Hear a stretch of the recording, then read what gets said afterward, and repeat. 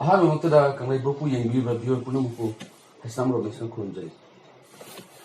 Nasi ekor ni putuk saba kau di star tu pala kan saba program sida. Nasi ekor di star sidi special star ni. Aye nasi ini hangzau ba mayang tu aye kamu jadi gunung coba hangzau ni aye yang pamjat ni ba actor mani. Kau di oza Olen ba tada taram nok sadi. Oza kau di film की line की वजह से पिलाक सिंह आया तो ज़्यादा कुछ सुम सारी personal वाले कुछ नहीं हंजे के होता ये तो ओजागी इमा पाबुंग अमदी ओजागी एड्रेस ओजागी इसी नाव तंग है भी वो आई एड्रेस से कोई लाइफ कुनो है लाइफ कुनो ममांग लिखता है तो कोई वाई मिंग ना लाइरेंजम शाम किशोर इमा की मिंग ना लाइरेंजम इबेमहल आई नुपाज नुपीजु पुनः सबचल लाई थंदन अदुना इन फिल्म द नुपी सारै त अदो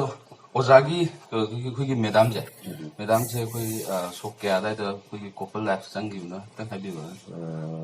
2006 ता 2006 ता तो ओजागी चा न क्या चा नुपा अनि नुपा अनि अदो ममिंग तक है भी ममिंग ही कोई ओना लोय होरे नि मा अमना ओल्सन कौरे अमना ओएसिस कौर ओएसिस ला ओजागी कोई सुम ताजा बता ओजा से कोई फिल्म तो दुनिया मांग ड्रामा हाना तौरे है सुम ताजा है बा ओजा दु कमाई तौर चंगी नो हतंग हैबी ओजा ड्रामा सी अतोपा मणिपुर की लई बारिंग बा संस्थान सिंग याव बुदिनते कोई सिगी संगफम बजागी stage the Orion dramatic union हम लेरम स्टेज द उद्योगी अहंजिंग दुबदी अतो संस्थानिंग दे याम यारंबा अहंजिंग मोगी मखादा नोंमाइन अखोइना आइना क्लास 8 कुमरम दो मालम दो तंबसी अदोय तंब मतम सिदा ड्रामा अंख येंगी उसे कोई बाबासी पुलिस इंस्पेक्टर हम साय को बाजु थिएटर गी अदु साबजा इ थमोय दाइ तारे ने याम तिना फजगरे दसी केनो सेना दुमाइना आर्ट से दुइ ngaw gi bai tare अदु मतुंगा 1990 स्वाइदा 1990 स्वाइदा ओरम ताइ ड्रामा से कनो इ सब या बाउ जरे कोइ लगे द्रबा पाबुंग रागम समरेंद्र की लेबाक ले आइसे कोइ से वर्कशॉप अम तौगी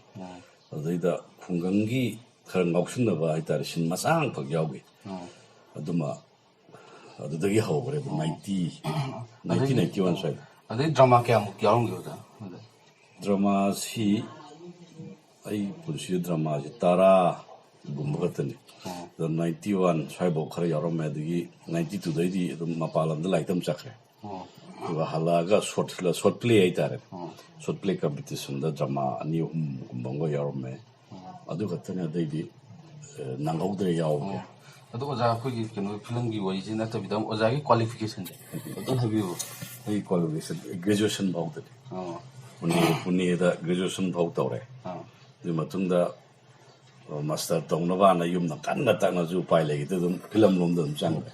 96 तगी फिल्म नंबर हो ओजागी हान द फिल्म जे करम लोइ बिदन खोंगसत अदो खोंगसत जे मतौ करमना नमगिबनो अदगी कमाइ तौरगा लाखिबनो हतंग हाबियो वरी जो असिं वैदि खोगी हजिपुदि लैगिद्रे खोगी कोई मैमगी दि ओजा तारे कोई तातोन सानौसी माना कोई स्वाइदा मागी छात्र सिंह तारे कैमरा की छात्र सिंह मोय अहुम मरी लै कोई माना बसे दैना पुणे दगी थोरप मतम दा आई सुम कोई इब खोट बजे खरदि सुम पामजरगा त यामना फाउना नबा दु इबदि नत्तब दैना स्क्रिप्ट मसा को इ खोंगचत छिगो ममिंग थोन बजा नत्रिदा सुम इरगा आइना इमाना होइदे ए दुदि सुमाइ तोबिने कोई डायलॉग का याउदबिदा साली चैपलिन की टाइप नमजे सुम खनाबने जिता तो साउना स्क्रिप्ट से येंगे ए सिदि डायलॉग हापचल जे तोरगा दुमाइ तौर फिल्म से ओंथोखिबने हाइदि डायलॉग याउदबिदा सुम नमजे खलमबदो अखोइदि सुम काइता सानाबोय कै उ नमजे खनारमबने अदुगा माना तोरगा दुमाइ तोरगा तातोन सानो अदि कोनदरदा अखोइगी इपुसे मासु लाए मोइ तोरगा फाद माइ तोरगा पुतोखरे अदो ओजा खोगी खोंगसचे खोंगसकी स्टोरी जे ओजाना होजिगी ओजा वरि ओजाना तौन अदु सेकेंड खोगी खोंगसत पार्ट 1 ले 2 3 4 ओजाना लो स्टोरी होबे खमान 2 बौदे स्टोरी ओरंगदों मा 3dagidi singra haidi adu kok to khada lektere ado oza kogi ozagi kenoje khungchache khungchache sum nama kanda kogi ozagi turning point je mayam kogi khangibje adugi habetan haibi turning point film khungchat sida ai mi tu magawi Tomba kawisda kogi film se yaw heroine jing ai tare adagi angang jing na tatuma sum kawi adagi mayam sina dum khangde khungchat matung dagi da ingonda hanubi khangde adagi hanu khangde ahlam jing ai tare oi man da ma tatuma dum chakre ai bao ozagi ning Olen kawe je koina kitang gyan pra ta kana khanga kanda khangjau ne ba hamdadi dum tatumba dum leisirame ba jai Olen kawe se sung khangda ba mi le nongma yamungai jan film maming di ko ai se lamsang sum shooting chat ta da mau ha moi ani hum sang e du ai ngon da hai ni ko da ina tu da masak phajaw no pam cha wang cha wang lepe ma ju film da yaw moi gaina hai ni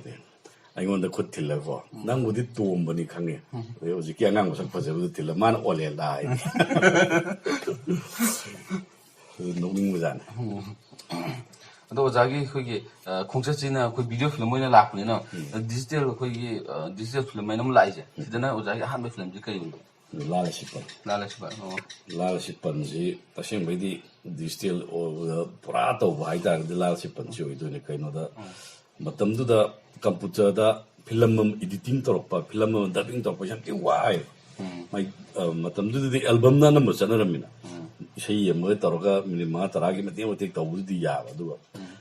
film ꯑꯃꯒꯤ ꯐꯨꯜ ꯃꯥꯏ ꯑꯁꯥꯡꯕꯗꯣ ꯑꯗꯨ ꯍꯧꯖꯤꯛꯀꯤ ꯀꯝꯄꯨꯇꯔꯁꯤꯗ ꯇꯧꯕꯁꯤ ꯉꯝꯗꯗꯅꯕ ꯑꯃꯗꯧ ꯆꯦꯟꯍꯪ ꯃꯣꯏ ꯌꯥꯝ ꯋꯥꯖꯕꯗꯣ ꯑꯗꯨꯒꯤ ꯃꯇꯨꯡꯗꯒꯤꯗꯤ ꯑꯗꯨꯝ ꯃꯊꯪ ꯅꯝꯅꯈ꯭ꯔꯦ ꯃꯥꯏ ꯄꯥꯛꯈꯤꯕꯗꯒꯤꯗꯤ ꯑꯗꯨꯒꯤ ꯑꯣꯖꯥꯒꯤ ꯑꯩꯈꯣꯏꯒꯤ ꯁꯨꯝ ꯐꯤꯂꯝꯁꯦ ꯁꯨꯝ ꯅꯝꯃꯛꯄ ꯃꯇꯝꯗ ꯑꯣꯖꯥꯒꯤ ꯑꯩꯈꯣꯏꯒꯤ ꯑꯍꯥꯟꯕ ꯑꯦꯋꯥꯔꯗꯀꯨꯝꯕ ꯑꯩꯈꯣꯏꯒꯤ ꯀꯔꯝꯕ ꯑꯣꯏꯗꯣꯏ ꯑꯩ ꯑꯍꯥꯟꯕ ꯑꯦꯋꯥꯔꯗꯁꯤ ꯀꯩꯅꯣꯗ ꯐꯪꯉꯦ 2004-5 ꯑꯗꯨꯋꯥꯏꯗ ꯅꯨꯡꯁꯤ ꯍꯦꯛꯇ ꯍꯥꯏꯔꯒꯦ ꯐꯤꯂꯝꯁꯤꯗ ꯒꯨꯋꯥꯍꯥꯇꯤꯗ ꯑꯦꯅꯤ ꯇꯤꯚꯤ ꯄꯤꯄꯜ ꯆꯣꯏꯁ ꯑꯦꯋꯥꯔꯗ ꯑꯅ ꯑꯃ ꯐꯪꯉꯤ ꯑꯗꯨꯗ ꯃꯟꯗꯥꯒ ꯑꯩꯒ ꯐꯪꯉꯦ ꯑꯗꯩ ꯁꯨꯡꯈꯪ ꯈꯪꯗꯦ ꯑꯩ ꯅꯣꯃꯤꯅꯤ ꯆꯪꯉꯤ ꯀꯩꯗꯧꯋꯤ ꯁꯨꯡꯈꯪ ꯈꯪꯗꯦꯕꯀꯣ ꯌꯥꯃꯨꯡ ꯀ꯭ꯔꯤꯄꯥꯒꯤ ꯐꯤꯂꯝ ꯑꯃꯨꯛ ꯀꯟꯅ ꯅꯝꯃꯤꯉꯩꯗ ꯃꯟꯗꯥ ꯑꯃ ꯐꯣꯟ ꯇꯧꯔꯦ ꯗꯥꯎꯂꯦꯟ ꯁꯨꯃꯥꯏꯅ ꯁꯤꯒꯤ ꯑꯦꯋꯥꯔꯗ ꯑꯃ ꯐꯪꯉꯕꯅꯦꯅ ꯀꯅꯥꯅ ꯀꯃꯥꯏꯅ ꯇꯧ ꯊꯥꯖꯤꯜꯂꯤꯖꯥꯠꯅꯣ ꯀꯩ ꯈꯪꯗꯦ ꯑꯗꯨꯒ ꯑꯩꯈꯣꯏ ꯃꯌꯥꯝ ꯄꯨꯂꯞ ꯃꯤ ꯌꯥꯝ ꯌꯥꯝꯃꯦ ꯃꯅꯤꯄꯨꯔꯗꯒꯤ ꯃꯥꯏꯒꯤ ꯇ꯭ꯔꯦꯠꯇ ꯀꯩꯅꯣ ꯇꯧꯖꯕꯁꯤꯡ ꯂꯩꯗꯥꯏꯅꯦ ꯑꯗꯨꯒ ꯑꯩꯈꯣꯏ ꯃꯌꯥꯝ ꯆꯠꯃꯤꯟꯅꯔꯒ ꯑꯥꯗ ꯄꯨꯂꯞ ꯂꯧꯔꯨꯏ ꯑꯗꯨꯝ ꯑꯗꯣ ꯑꯣꯖꯥ ꯍꯧꯖꯤꯛꯐꯥꯎꯗ ꯐꯤꯂꯝꯁꯦ ꯀꯌꯥꯃꯨꯛ ꯅꯝꯕꯤꯈ꯭ꯔꯒꯦ ꯑꯣꯖꯥ ꯐꯤꯂꯝꯁꯤ ꯍꯧꯖꯤꯛꯐꯥꯎꯗ ꯃꯇꯦꯛ ꯃꯇꯥ ꯃꯌꯥꯝ ꯂꯣꯏ ꯄꯥꯁꯜꯂꯒꯗꯤ ꯐꯤꯂꯝ 100ꯒ ꯈꯔꯗꯤ ꯍꯦꯜꯂꯝꯃꯗ꯭ꯔꯥ ꯑꯣꯖꯥ ꯍꯧꯖꯤꯛꯁꯦ ꯑꯩꯈꯣꯏꯒꯤ ꯄ꯭ꯔꯣꯖꯦꯛꯇ ꯂꯩꯕ ꯐꯤꯂꯝ ꯑꯞꯀꯃꯤꯡꯒꯨꯝꯕꯗꯤ ꯑꯣꯖꯥ ꯑꯩ ꯑꯝꯇ ꯂꯩꯇ꯭ꯔꯦ ꯍꯧꯖꯤꯛ ꯑꯀꯣꯟꯕ ꯏꯔꯣꯏ ꯍꯧꯖꯤꯛꯀꯤ ꯑꯩꯒꯤ ꯍꯧꯖꯤꯛꯀꯤ ꯑꯔꯣꯏꯕ ꯍꯥꯏꯇꯥꯔꯦꯅꯦ ꯀꯩꯅꯣꯁꯦ ꯑꯩꯈꯣꯏꯒꯤ ꯄꯥꯕꯨꯡ ꯁ꯭ꯌꯥꯝ ꯁꯔꯃꯒꯤ ꯑꯥꯔꯠ ꯐꯤꯂꯝ ꯑꯃꯈꯛ ꯑꯇꯤꯊꯤꯅ ꯗꯨꯔꯗꯔꯁꯟꯗ ꯎꯠꯈ꯭ꯔꯦ ꯑꯗꯨꯃ ꯐꯤꯆꯔ ꯐꯤꯂꯝ ꯑꯣꯏꯅ ꯄꯨꯊꯣꯔꯛꯀꯗꯧꯕ ꯃꯥꯜꯂꯦ ꯑꯗꯨꯃꯈꯛ ꯑꯩꯅ ꯀꯨꯏꯔꯕꯩ ꯇꯨꯡꯗ ꯑꯗꯨꯝ ꯈꯪꯅꯝꯃꯦ ꯑꯗꯣ ꯑꯣꯖꯥꯒꯤ ꯑꯩꯈꯣꯏꯒꯤ ꯐꯤꯂꯝ ꯑꯃ ꯁꯨꯝ ꯑꯩꯈꯣꯏꯒꯤ ꯀꯣꯃꯦꯗꯤ ꯉꯥꯛꯇ ꯁꯨꯝ ꯑꯣꯖꯥꯁꯤ ꯁꯨꯝ ꯂꯥꯏꯟ ꯑꯃꯗ ꯑꯗꯨꯝ ꯆꯠꯈ꯭ꯔꯦꯕ ꯑꯗꯣ ꯀꯣꯃꯦꯗꯤꯁꯦ ꯁꯨꯝ ꯇꯧꯔꯛꯑꯀꯥꯟꯗ ꯑꯩꯈꯣꯏꯒꯤ ꯌꯥꯝꯅ ꯁꯦꯔꯤꯌꯁꯂꯤ ꯔꯣꯜꯗꯁꯨ ꯌꯥꯝꯅ ꯃꯑꯣꯡ ꯇꯥꯏꯌꯦꯕ ꯑꯣꯖꯥꯁꯤ ꯀꯃꯥꯏꯅ ꯇꯧꯕꯤꯕꯅꯣ ꯀꯩꯁꯨ ꯚꯥꯞ ꯇꯥꯕꯖꯥꯠꯅꯠꯇꯦꯗ ꯑꯩ ꯏꯁꯥꯃꯛꯁꯤ ꯇꯁꯦꯡꯅ ꯉꯛꯈꯤꯗꯤ ꯊꯤꯌꯦꯇꯔꯗ ꯑꯩꯅ ꯇꯧꯔꯛꯏꯁꯤ ꯐꯠꯇꯕ ꯉꯥꯛ ꯁꯥꯏꯌꯦꯕ ꯊꯤꯌꯦꯇꯔꯁꯤꯗꯀꯣ ꯑꯩꯈꯣꯏꯒꯤ ꯈꯦꯂꯦꯟꯗ ꯁꯨꯕꯤꯗꯥꯒꯨꯝꯕ ꯑꯩꯅ ꯁꯥꯔꯛꯏꯁꯦ ꯑꯗꯒꯤ ꯀꯩ ꯍꯥꯏꯇꯥꯔꯦ ꯃꯤꯒꯤ ꯏꯃꯨꯡ ꯃꯅꯨꯡꯗ ꯇꯣꯒꯥꯏꯕꯤ ꯀꯧꯈꯥꯏꯕꯤ ꯑꯗꯨꯒꯨꯝꯕ ꯌꯥꯝ ꯑꯀꯜ ꯑꯊꯧꯒꯤ ꯇꯥꯏꯞꯁꯦ ꯁꯥꯔꯛꯑꯒ ꯐꯤꯂꯝꯗꯅ ꯄꯨꯔꯥ ꯑꯄꯪꯕ ꯑꯃ ꯑꯣꯜꯂꯛꯄꯗꯨꯗꯗꯤꯀꯣ ꯌꯥꯝ ꯄꯪꯖꯕ ꯈꯨꯡꯒꯪꯒꯤ ꯏꯆꯝ ꯆꯝꯕ ꯑꯃ ꯑꯣꯜꯂꯛꯄꯗꯨꯗꯗꯤ ꯑꯩ ꯏꯁꯥꯃꯛꯇꯐꯥꯎꯗ ꯇꯁꯦꯡꯅ ꯉꯛꯈꯤ ꯁꯤꯕꯨ ꯑꯣꯏꯗꯣꯏꯖꯥꯠꯂꯅꯦ ꯀꯥꯏꯅꯀꯣ ꯑꯗꯨ ꯃꯌꯥꯝꯅ ꯅꯨꯡꯁꯤꯕꯤꯈꯤ ꯑꯗꯨꯝ ꯑꯣꯖꯥꯒꯤ ꯐꯤꯂꯝ ꯑꯃ ꯁꯨꯝ ꯊꯦꯡꯅꯕ ꯑꯩꯈꯣꯏꯒꯤ ꯏꯆꯝ ꯆꯝꯅ ꯐꯤꯂꯝꯗꯣ ꯑꯃꯅ ꯒꯨꯟꯗꯥ ꯑꯣꯏꯔꯒ ꯑꯃꯅ ꯀꯩꯅꯣ ꯁꯨꯝ ꯌꯥꯝꯅ ꯏꯄꯪ ꯄꯪꯕ ꯁꯥꯕꯗꯣ ꯑꯗꯨꯁꯨ ꯌꯥꯝ ꯐꯖꯈꯤꯕ ꯑꯣꯖꯥꯅ ꯑꯩꯈꯣꯏꯒꯤ ꯐꯤꯂꯝꯁꯤ ꯃꯌꯥꯝ ꯈꯣꯡꯗꯥꯔꯛꯄꯁꯤꯗ ꯑꯣꯖꯥꯒꯤ ꯑꯦꯋꯥꯔꯗꯁꯤꯡꯁꯦ ꯀꯌꯥꯃꯨꯛꯇꯤ ꯑꯣꯖꯥ ꯑꯦꯋꯥꯔꯗꯇꯤ ꯐꯪꯕꯤꯈ꯭ꯔꯒꯦ ꯁꯨꯝ ꯍꯥꯏꯐꯦꯠꯇꯪ ꯍꯥꯏꯕꯤꯌꯨꯅꯦ ꯀꯩꯁꯨ ꯌꯥꯝꯕꯣꯠꯇꯦꯗ ꯍꯧꯖꯤꯛꯀꯤ ꯑꯦꯅꯤ ꯇꯤꯚꯤ ꯄꯤꯄꯜ ꯆꯣꯏꯁ ꯑꯦꯋꯥꯔꯗꯇꯨꯝ ꯂꯩꯔꯦꯀꯣ ꯑꯗꯒꯤ ꯑꯩꯈꯣꯏꯒꯤ ꯐꯤꯂꯝ ꯐꯣꯔꯝꯅ ꯁꯤꯟꯈꯤꯕ ꯊꯧꯔꯝ ꯑꯃ ꯂꯩꯌꯦ 2006 ꯑꯣꯏꯅ ꯑꯣꯏꯔꯝꯗꯧ ꯃꯥꯜꯂꯦ 6 ꯁ꯭ꯋꯥꯏꯗ ꯑꯗꯨꯗ ꯕꯦꯁ ꯁꯦꯛꯇꯔ ꯑꯦꯋꯥꯔꯗ ꯑꯃ ꯇꯥꯈ꯭ꯔꯦ ꯂꯥꯜ ꯁꯤꯄꯜꯗ ꯑꯗꯨꯒꯤ ꯃꯇꯨꯡꯗ ꯃꯅꯤꯄꯨꯔ ꯁꯔꯀꯥꯔꯅ ꯁꯤꯟꯕ ꯑꯩꯈꯣꯏꯒꯤ ꯁ꯭ꯇꯦꯠ ꯐꯤꯂꯝ ꯀꯩꯅꯣꯒꯤ ꯑꯦꯋꯥꯔꯗ ꯍꯥꯏꯇꯥꯔꯦ ꯑꯗꯨꯗ ꯕꯦꯁ ꯁꯄꯣꯔꯇꯤꯡ ꯑꯦꯋꯥꯔꯗ ꯑꯃꯒ ꯐꯪꯈꯤ ꯈꯔ ꯃꯁꯛ ꯊꯣꯛꯄ ꯍꯥꯏꯔꯒꯗꯤ ꯑꯗꯨꯅꯤ ꯑꯗꯨꯒ ꯑꯗꯨ ꯅꯠꯇꯕ ꯑꯇꯣꯞꯄ ꯀꯩꯅꯣ ꯃꯆꯥ ꯃꯆꯥꯁꯤꯡ ꯍꯥꯏꯇꯥꯔꯦ ꯃꯣꯏꯅ ꯁꯛꯈꯪꯕ ꯑꯣꯏꯅ ꯄꯤꯕꯤꯕꯕꯨꯗꯤ ꯈꯔꯕꯨꯗꯤ ꯂꯩꯈ꯭ꯔꯦ ꯁꯤ ꯈꯛꯇꯅꯤ ꯑꯇꯩ ꯊꯣꯏꯗꯣꯛꯄ ꯂꯩꯇꯦꯗ ꯑꯣꯖꯥꯒꯤ ꯉꯁꯥꯏꯒꯤ ꯐꯤꯂꯝꯒꯤ ꯁꯨꯝ ꯋꯥꯔꯤ ꯁꯨꯝ ꯂꯥꯛꯄꯁꯤꯗ ꯑꯩꯈꯣꯏ ꯑꯣꯖꯥꯅ ꯈ꯭ꯋꯥꯏ ꯄꯥꯝꯖꯕ ꯏꯁꯩ ꯃꯇꯦꯛ ꯑꯃꯇꯪ ꯉꯪꯕꯤꯕ ꯄꯥꯝꯖꯕꯕꯨꯗꯤ ꯏꯁꯩ ꯃꯌꯥꯝ ꯑꯃ ꯄꯥꯝꯃꯦ ꯍꯥꯏꯗꯤ ꯌꯥꯝ ꯂꯩꯈ꯭ꯔꯦꯀꯣ ꯑꯩꯒꯤ ꯐꯤꯂꯝꯗꯩꯁꯨ ꯑꯗꯒꯤ ꯑꯇꯣꯞꯄꯒꯤ ꯐꯤꯂꯝꯗꯩꯁꯨ ꯃꯌꯥꯝ ꯑꯃ ꯂꯩ ꯑꯗ ꯑꯩꯅ ꯍꯦꯛ ꯁ꯭ꯇꯦꯖꯀꯨꯝꯕꯗ ꯆꯥꯟꯁ ꯐꯪꯉꯒꯗꯤ ꯍꯦꯛ ꯁꯛꯄ ꯑꯩꯈꯣꯏꯒꯤ ꯂꯩꯈꯤꯗ꯭ꯔꯕ ꯏꯆꯦ ꯁꯤꯃꯥꯒ ꯄꯥꯝꯃꯤꯟꯅꯈꯤꯕꯗ ꯁꯛꯄ ꯏꯁꯩ ꯑꯃ ꯂꯩ ꯃꯁꯤ ꯑꯗꯨꯝ ꯁꯛꯄꯁꯨ ꯌꯥꯝ ꯅꯨꯡꯉꯥꯏꯕ ꯑꯗꯨ ꯃꯁꯤ ꯃꯇꯦꯛ ꯈꯛꯇꯪ ꯑꯩ ꯉꯪꯉꯦꯀꯣ ꯁꯣꯏꯔꯁꯨ ꯁꯥꯎ ꯌꯥꯗꯦ ꯀꯩꯁꯨ ꯀꯥꯏꯗꯦ ꯑꯣꯖꯥꯅ ꯑꯃꯨꯛ ꯉꯪꯉꯗꯤ ꯑꯃꯨꯛ ꯐꯖꯔꯦ ꯊꯃꯣꯏ ꯄꯥꯟꯗꯕꯤꯔ ꯅꯪꯕꯨ ꯅꯨꯡꯁꯤ ꯈꯪꯗꯕꯤꯔ ꯍꯥꯏꯌꯨ ꯆꯥꯟꯅꯕꯤ ꯅꯪꯒꯤ ꯃꯤꯠꯌꯦꯡꯗ ꯉꯥꯎꯖꯔꯤꯕ ꯑꯩꯅꯤ ꯅꯨꯡꯁꯤꯕꯤ ꯅꯪꯒꯤ ꯋꯥꯈꯜꯗ ꯂꯨꯞꯆꯔꯤꯕ ꯑꯩꯅꯤ ꯊꯃꯣꯏ ꯄꯥꯟꯗꯕꯤꯔ ꯅꯪꯕꯨ ꯅꯨꯡꯁꯤ ꯈꯪꯗꯕꯤꯔ ꯍꯥꯏꯌꯨ ꯁꯤꯃ ꯑꯩꯅ ꯌꯥꯝ ꯄꯥꯝꯖꯕ ꯏꯁꯩ ꯑꯣꯖꯥꯒꯤ ꯁꯨꯝ ꯐꯤꯂꯝꯁꯦ ꯁꯨꯝ ꯅꯝꯃꯛꯄ ꯃꯇꯝꯗ ꯑꯩꯈꯣꯏꯒꯤ ꯑꯣꯖꯥꯅ ꯁꯨꯝ ꯐꯤꯂꯝ ꯅꯝꯃꯤꯉꯩ ꯃꯇꯝꯗ ꯌꯥꯝ ꯅꯨꯡꯉꯥꯏꯈꯤꯕ ꯁꯨꯝ ꯈꯤꯇꯪ ꯌꯥꯝ ꯅꯨꯡꯉꯥꯏꯈꯤꯗꯕ ꯃꯇꯥꯡ ꯑꯝꯇꯪ ꯍꯥꯏꯕꯤꯌꯨ ꯁꯨꯝ ꯑꯋꯥ ꯅꯨꯡꯉꯥꯏ ꯑꯣꯏꯅ ꯌꯥꯝꯅ ꯅꯨꯡꯉꯥꯏꯈꯤꯕ ꯍꯥꯏꯁꯦ ꯑꯅꯝꯕꯅ ꯂꯣꯏ ꯅꯨꯡꯉꯥꯏꯗ ꯑꯗꯣ ꯑꯩꯈꯣꯏꯒꯤ ꯐꯤꯂꯝ ꯅꯝꯕꯗ ꯑꯥꯔꯇꯤꯁꯁꯤꯡ ꯌꯧꯅꯔꯛꯇꯕ ꯑꯃ ꯌꯧꯅꯔꯛꯇꯕꯒꯤ ꯉꯥꯏꯔꯒ ꯂꯩꯕꯗꯣ ꯁ꯭ꯄꯣꯠ ꯑꯃꯗ ꯆꯠꯈ꯭ꯔ ꯂꯥꯝꯃꯒ ꯆꯠꯈ꯭ꯔꯒ ꯑꯗꯨꯒꯨꯝꯕꯗꯤ ꯈꯤꯇꯪ ꯅꯨꯡꯉꯥꯏꯇꯕ ꯌꯥꯎꯋꯦ ꯑꯗꯨꯒ ꯑꯩꯈꯣꯏꯒꯤ ꯗꯥꯏꯔꯦꯛꯇꯔ ꯑꯅꯧꯕꯁꯤꯡꯗ ꯃꯇꯝꯗꯨꯒꯤ ꯍꯥꯏꯇꯥꯔꯦ ꯍꯧꯖꯤꯛꯀꯤ ꯅꯠꯇꯕ ꯑꯩꯒꯤ ꯃꯇꯝꯗꯨꯒꯤ ꯗꯥꯏꯔꯦꯛꯇꯔ ꯑꯅꯧꯕꯁꯤꯡꯗ ꯑꯩꯈꯣꯏꯅ ꯄꯥꯝꯖꯅ ꯇꯧꯅꯤꯡꯕ ꯑꯦꯛꯇ ꯃꯣꯏꯅꯒ ꯑꯃꯨꯛ ꯄꯥꯝꯃꯝꯗꯕ ꯂꯩꯗꯥꯏꯅꯦ ꯑꯗꯨꯒꯨꯝꯕ ꯈꯤꯇꯪ ꯅꯨꯡꯉꯥꯏꯇꯕꯒꯨꯝꯕꯗꯤ ꯌꯥꯎꯋꯦ ꯑꯇꯩ ꯊꯣꯏꯗꯣꯛꯄ ꯅꯨꯡꯉꯥꯏꯇꯕ ꯂꯩꯇꯦ ꯅꯨꯡꯉꯥꯏꯕꯗꯤ ꯅꯨꯡꯉꯥꯏꯕ ꯉꯥꯛꯇꯅꯦ ꯅꯨꯡꯉꯥꯏꯕ ꯉꯥꯛꯇꯅꯦ ꯑꯣꯖꯥꯒꯤ ꯍꯣꯕꯤꯁꯦ ꯑꯝꯇ ꯍꯥꯏꯕꯤꯌꯨ ꯑꯩ ꯍꯣꯕꯤꯁꯦ ꯑꯁꯦꯡꯕꯩꯗꯤ ꯏꯁꯩ ꯁꯛꯄꯁꯦ ꯏꯁꯩꯁꯦ ꯑꯩꯁꯨ ꯏꯁꯩꯁꯦ ꯇꯝꯃꯝꯃꯦ ꯀ꯭ꯂꯥꯁ 9ꯒ ꯑꯗꯨꯋꯥꯏꯗ ꯐꯥꯔꯁ ꯏꯌꯥꯔ ꯂꯣꯏꯔꯒ ꯁꯦꯀꯦꯟ ꯏꯌꯥꯔ ꯇꯝꯃꯝꯗꯥꯏꯁꯤꯗ ꯑꯁ ꯑꯩꯈꯣꯏ ꯈꯣꯟꯁꯤꯅ ꯏꯁꯩ ꯑꯣꯏ ꯌꯥꯕꯣꯠꯇꯦꯗꯅ ꯑꯗꯨꯝ ꯇꯣꯛꯈ꯭ꯔꯦ ꯏꯁꯩꯗꯤ ꯑꯝꯇ ꯐꯣꯡꯈꯤꯗꯕ꯭ꯔꯣ ꯑꯣꯖꯥ ꯐꯣꯡꯗꯦ ꯀꯩꯀꯥ ꯑꯇꯩ ꯇꯧꯈꯤꯗꯦꯗ ꯑꯩ ꯁꯤꯟ ꯁꯨꯕ ꯀꯩꯅꯣꯗꯣ ꯑꯩꯈꯣꯏꯒꯤ ꯁꯕ ꯖꯥꯟꯇꯥꯏ ꯃꯤꯅꯦꯗ ꯇꯥꯏꯀꯨꯟꯗꯣꯁꯨ ꯑꯃꯨꯛ ꯁꯥꯟꯅꯔꯝꯕ ꯊꯥꯡ ꯇꯥꯁꯨ ꯑꯃꯨꯛ ꯃꯇꯦꯛ ꯑꯃ ꯁꯥꯟꯅꯔꯝꯕ ꯇꯧꯔꯒ ꯑꯗꯩ ꯕꯣꯟꯁꯤꯁꯨ ꯑꯃꯨꯛ ꯁꯥꯟꯅꯔꯝꯕ ꯁꯨꯃꯥꯏꯅ ꯁꯨꯝ ꯃꯇꯦꯛ ꯁꯥꯟꯅꯔꯒ ꯍꯦꯛ ꯃꯤ ꯑꯣꯏꯗ ꯑꯗꯨꯝ ꯂꯩꯕꯗꯣ ꯑꯗꯨꯃꯥꯏꯅ ꯇꯧꯋꯦ ꯑꯣꯖꯥꯅ ꯈ꯭ꯋꯥꯏ ꯄꯥꯝꯖꯕ ꯏꯟꯁꯥꯡꯁꯦ ꯀꯔꯤ ꯑꯩꯅ ꯈ꯭ꯋꯥꯏ ꯄꯥꯝꯖꯕ ꯏꯟꯖꯥꯡꯗꯤ ꯑꯩꯈꯣꯏ ꯃꯤꯇꯩ ꯏꯟꯖꯥꯡꯗ ꯀꯥꯡꯁꯣꯏ ꯏꯔꯣꯟꯕ ꯁꯤꯗꯤ ꯐꯖꯅ ꯄꯥꯝꯃꯦ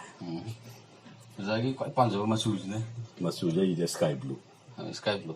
ꯑꯗꯨꯒ ꯑꯣꯖꯥꯒꯤ ꯀꯩꯅꯣꯁꯦ ꯈ꯭ꯋꯥꯏ ꯄꯥꯝꯖꯕ ꯑꯩꯈꯣꯏꯒꯤ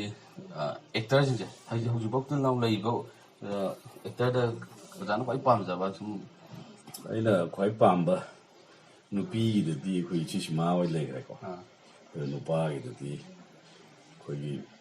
ꯑꯣꯖꯥ ꯇꯣꯝꯕ ꯍꯣꯏ ꯇꯥꯃꯣ ꯀꯤꯌꯥ ꯍꯣꯏ ꯑꯃꯨꯛ ꯑꯃꯔꯖꯤꯠ ꯍꯣꯏ ꯃꯣꯏꯁꯦ ꯑꯗꯨꯝ ꯄꯥꯝꯃꯦ ꯑꯗꯨꯒ ꯑꯩꯈꯣꯏꯒꯤ ꯕꯦꯁꯇꯗꯤ ꯑꯅꯝꯕ ꯂꯣꯏ ꯄꯥꯝꯃꯦ ꯑꯗꯨꯝ ꯂꯣꯏ ꯍꯩ ꯉꯥꯛꯇꯅꯤꯅ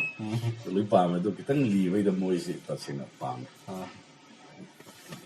ꯑꯗꯨꯒ ꯑꯣꯖꯥꯒꯤ ꯑꯩꯈꯣꯏꯒꯤ ꯐꯤꯂꯝꯁꯦ ꯑꯩꯈꯣꯏꯒꯤ ꯐꯤꯂꯝꯁꯤ ꯑꯗꯨꯝ ꯆꯠꯂꯒꯀꯣ ꯑꯗꯨꯒ ꯇꯨꯡꯒꯤ ꯑꯩꯈꯣꯏꯒꯤ ꯑꯣꯖꯥꯒꯤ ꯇꯨꯡꯗꯁꯨ ꯑꯗꯨꯝ ꯐꯤꯂꯝꯁꯦ ꯑꯗꯨꯝ ꯃꯈꯥ ꯇꯥꯅ ꯆꯠꯊꯕꯤꯒꯤꯗꯣꯏꯔꯥ ꯑꯣꯖꯥ ꯃꯁꯤ ꯀꯃꯥꯏꯅ ꯇꯝꯕ ꯉꯝꯗꯦꯗꯤ ꯍꯧꯖꯤꯛꯁꯦ ꯐꯤꯂꯝꯒꯤ ꯑꯗꯨꯝ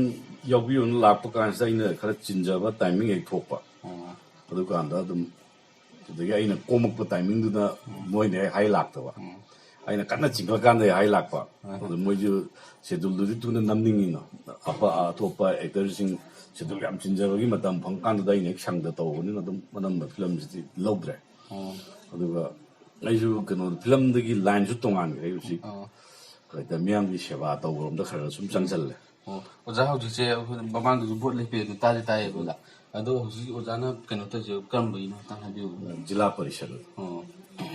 ꯖꯤꯂꯥ ꯄꯔꯤꯁꯠ ꯑꯗꯨꯗꯤ ꯊꯕꯛꯁꯤꯁꯨ ꯑꯣꯖꯥ ꯐꯖꯅ ꯆꯤꯟꯕꯤꯔꯝꯃꯅꯤ ꯊꯕꯛꯁꯤ ꯑꯗꯨꯝ ꯆꯤꯟꯗꯦ ꯑꯗꯨꯝ ꯉꯥꯏꯍꯥꯛ ꯂꯩꯔꯒ ꯈꯪꯍꯧꯗꯅ ꯃꯤꯇꯤꯡꯒ ꯐꯠ ꯇꯧꯁꯤꯜꯂꯛꯄꯤ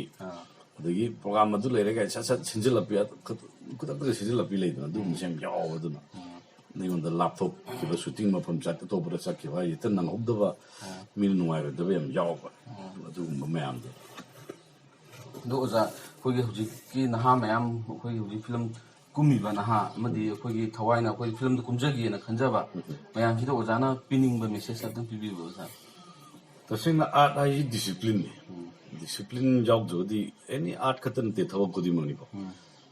हुजिकी इंखललिबा आंगांसिंगसिदा डिसिप्लिन जी युदबम याव अदुगा बोय हाइबदि लोय हाय अनमना कोइ सुम नोंबादो गियंगदा को मोय तौरिबा तौजरिबा एक्टिंग जिं खरजे दुम फजना दुम तौजबा उइय अदुगा ओजा गुरु नाइना थक्सिगासि नाइना अदुगी आइना तौरिसि ऐसा थाजजब अमग चांग आइना तौरिसि यारे एजे सिमा खंगबम खनबम चांग या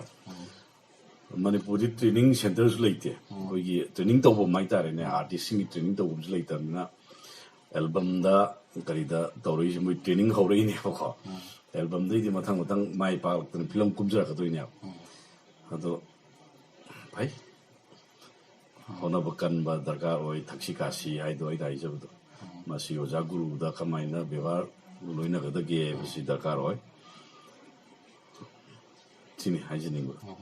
ओजाबु थागचरी ओजा कंगलेबुना हाइबदे राव याबेबु थागचरी मसिने अखोगी कंगलेबुना सिंजबा अखोगी स्टाफ पर शो सिगी शो सिबु येबिरिबा मयामजा असोबि यावरबसु मथंगी शोदा अखोगी पुनन पुनन जरके दुगा येबिरु पुनमुकु